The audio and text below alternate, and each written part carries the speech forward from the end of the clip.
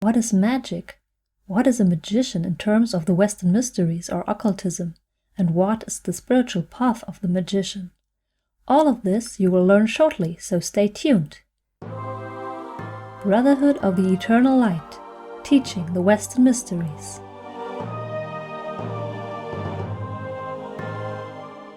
The spiritual path in the Western mysteries. The magician. If we want to look at the spiritual path of the magician, we must first define who or what a magician is. The Oxford Dictionary defines a magician as a person who has magic powers. Let's therefore look what magic is. The dictionary definition of magic is the art of producing a desired effect or result through the use of incantation or various other techniques that presumably assure human control of supernatural agencies or the forces of nature. But what does this mean? As this is not very useful for a profound understanding of magic, let's have a look what those who are well versed in magic have to say. Agrippa von Nettesheim, who was considered as the magician par excellence in Renaissance, describes magic as the most absolute perfection of all most excellent philosophy. Elsewhere he refers to magic as the highest and most sacred science. But what exactly is the subject of this science? Aleister Crowley defines magic thusly: magic is the science and art of causing change to occur in conformity with will. According to Crowley's definition, every intentional action is a magical action. The famous occultist Dion Fortune tried to limit the definition to the classical understanding of magic, especially emphasizing the inner spiritual dimension. Her definition was: magic is the art of causing changes in consciousness at will. Dion Fortune knew, of course, that changes in consciousness are never without effect, and that they can actually influence the material world, for the higher always influences the lower.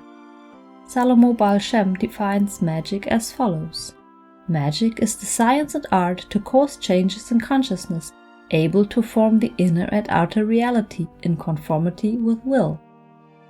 Here our definition of magic includes an indication that differentiates magical actions from everyday mundane actions. Our definition also describes an aspect of modification of reality. The term inner and outer reality can thereby refer to the non-physical as well as to the physical world.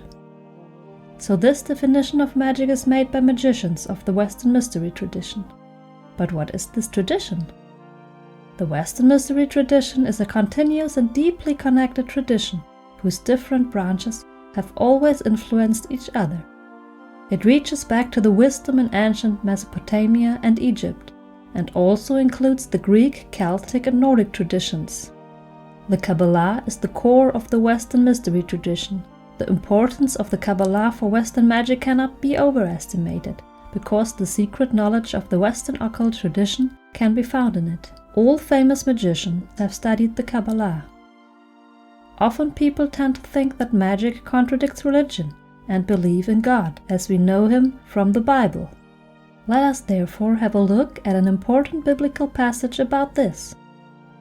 There shall not be found among you any one that maketh his son or his daughter to pass through the fire, or that useth fortune-telling, or an observer of omen, or a soothsayer, or a sorcerer, or a charmer, who uses a binding spell, or a consulter of a ghost, or a knowing one, or a necromancer. At first sight, this appears to a general rejection of any form of magic, and many translations are written in such a way that there cannot be any doubt about this. In the original Hebrew text, these terms are all associated with evil and black magic practices, but not with practices that serve God. Let's first have a look at the exact meaning of the terms used. The word kazam is used to describe false prophesying, fortune-telling and probably also lesser forms of divination by lot. Please note, in this context there are higher forms of divination by lot that are not at all termed kazam, nor are they forbidden in the Torah. Examples for these are the Urim and Tumim, the lot stones of the oracle stones of the Jewish high priest. Fortune-tellings, Kesamim, are thus false prophecies. An Ov is a lower earthbound spirit of the dead. In Isaiah 29:4, the Ov is described as a spirit that is located in the earth. And also in Isaiah 8:19-20, any consultations of the Ovot, or the knowing ones, Yidonim, is a reprehensible consultation of the dead, for the alleged benefit of the living. In Isaiah 19:2, the Ovot and the Yidonim are equated with idols Elalim. Literally, the Elalim are the void ones, the false gods or idols or phantasms. Therefore, this is not a source of truth, but of falsehood. Necromancy is a method of black magic to summon the dead. The sorcerer or enchanter, Mechashav, is one who bewitches or enchants. This term denotes someone who practices black magic. Similarly, the charmer, Chover, who uses a binding spell or charm, Chever, and thus binds the free will of another human being, probably by the use of not magic. To do so is, of course, just another form of black magic.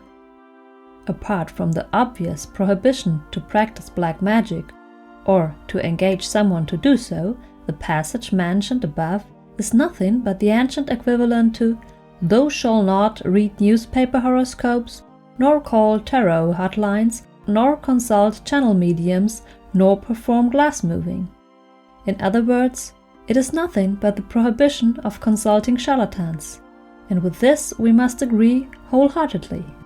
So we can see there is indeed a deeper meaning in the commandments of the Hebraic scripture, but there is no prohibition of magic specified therein. To all those who are still not content, we want to point out that the practices of Moses and Aaron are in no way different from those of the Egyptian magicians, except in the way that the former served God and the latter served the egoistic will of Pharaoh, thus attempting to deliberately antagonize the divine will. Magic is therefore quite permitted in the Bible. Only witches, necromancy, and misleading fortune-telling by charlatans are forbidden. White magic, on the other hand, is not only permitted, it is also the sign of the prophets and chosen of God. The study of spiritual teachings and the occult arts on the path of light is the foundation of biblical prophecy. It is not without reason that all prophets, patriarchs, and biblical saints were instructed in the spiritual teachings and occult arts. A magician or student of the Western mysteries serves the light. To serve the light means at the same time to perfect oneself, to fulfill God's plan to the best of one's ability, and to help humanity. Is magic and the path of the magician the only spiritual path in the Western tradition? What distinguishes a magician from a shaman or mystic? The Western spiritual paths may be summarized in three basic forms: natural magic, or shamanism, ceremonial magic, and mysticism. These three basic forms are sometimes also referred to as green ray, blue ray, and violet ray.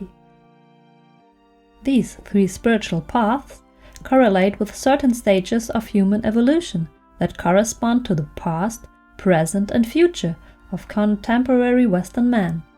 All three paths exist in their own right and are of great value. Shamanism here refers to the entire so-called green ray. This includes also the mysticism of nature or natural magic, which strictly speaking cannot always be termed shamanism. Shamanism is the use of spiritual abilities humankind has attained in an earlier evolutionary stage, and regrettably for the most part forgotten about.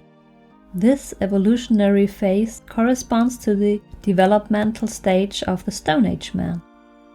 Also, the forces the shaman works with come from this evolutionary stage. Magic, which is also referred to as occultism or the blue ray, corresponds to the contemporary evolutionary stage of civilized man. The magician stands above the elementals and in a way even above the angels, because he is a complete microcosm, an image of God. Mysticism, also called the violet ray, corresponds to the future evolutionary stage of the human being, who eventually frees themselves from the cycle of incarnation and will no longer require a physical body. This means that true mysticism is hardly achievable for contemporary man. Therefore, the present-day mystic has to draw on simple magical methods as well, because actually even a simple prayer already belongs to the methods of ritual magic. In the course of his development, the mystic, however, tends to abandon mundane life more and more. Do you want to know more about the spiritual path of the magician and the Western mysteries? Watch out for part 2 of this video. What do you think about magic and the spiritual path of the magician? If you want, tell us in the comments.